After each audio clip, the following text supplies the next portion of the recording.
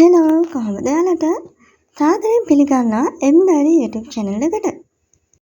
අද මම ඔයාලත් එක්ක බෙදා ගන්න හේතුවේ වෙනත් විදිහේ මලක් හදාගන්න විදිහ. එහෙනම් වුමනා දේවල් අරගෙන ලෑස්ති වෙමු මල හදන්න. මුලින් මම මෙන්න මේ විදිහට කොළ පාටින් පයිප්ලයින් එකක් අරගෙන පෑන වටේට මෙන්න මේ විදිහට ඔතාගෙන යනවා.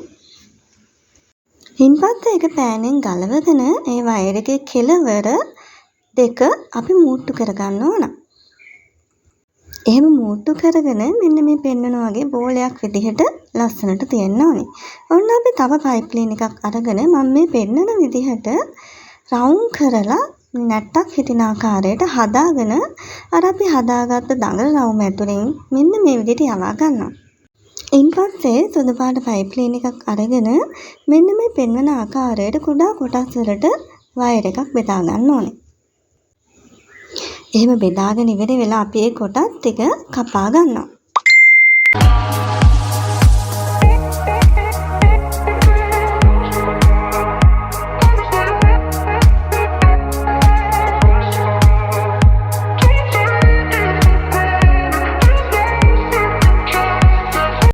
ඉන්පස්සේ කොණ්ඩේ අයන් කරන්න ගන්න හේයා අයනින් එක තියෙනවනේ.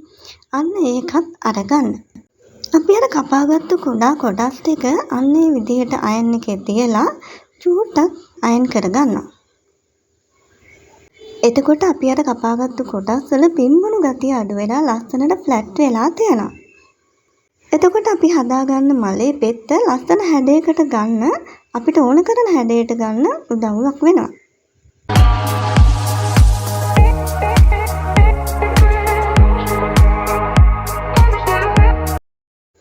අපි අර හදාගත්තු නැට්ට තියෙනවනේ මලේ මැද කොටසත් එක්ක අමුණගත්තු නැට්ට අන්න ඒ නැටි කොටසයි ඒ මලේ මැද කොටසයි අපි ගම් ටිකක් තවරගෙන මේ විදිහට අලව ගන්න ඕන.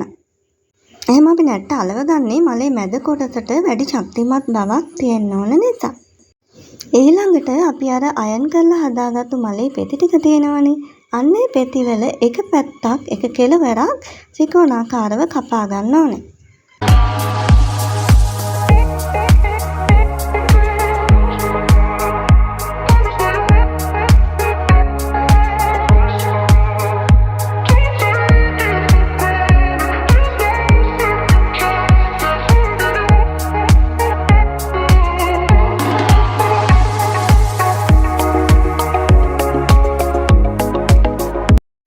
ඊළඟට අපි හදාගත්තු මලේ නැටි කොටස අරගෙන මෙන්න මේ විදිහට උඩු අතට හරවලා ගම් තවර ගන්න ඕනේ.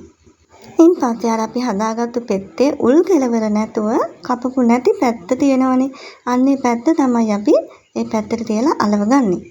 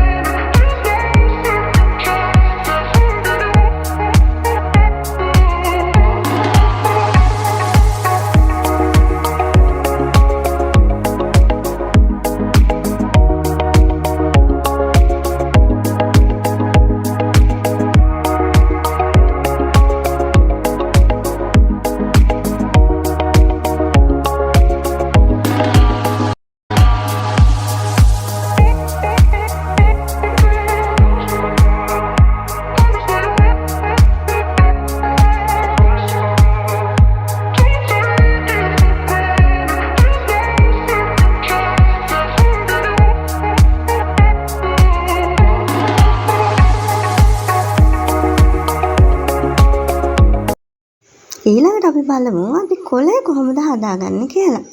මෙන්න මේ විදිහට පයිප් ක්ලීන් එකක් අරගෙන ඒක දෙකට කපා ගන්නවා. ඒ දෙකට කපාගත්තු කොටස් දෙකත් අපි දෙකට නවලා හරි මැද හොයා ගන්නවා.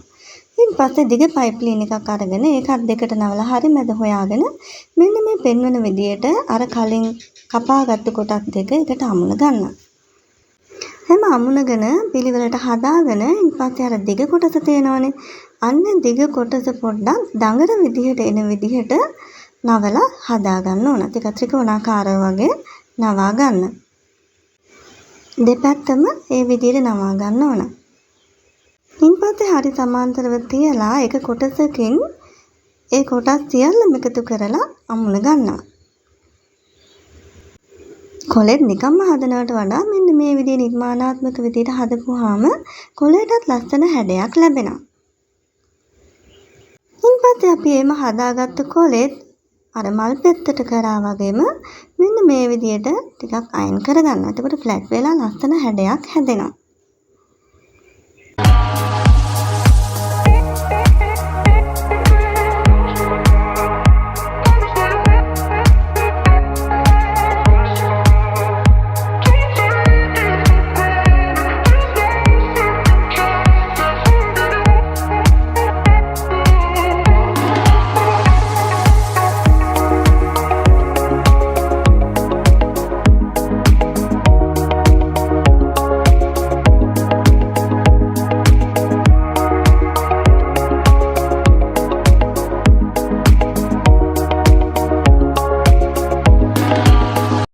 ඊළඟට මෙන්න මේ විදිහට කම්බියක් අරගෙන නවාගෙන ඔන්න මලේ නැට්ටේ කම්බිය වටේ ඔතා ගන්නවා.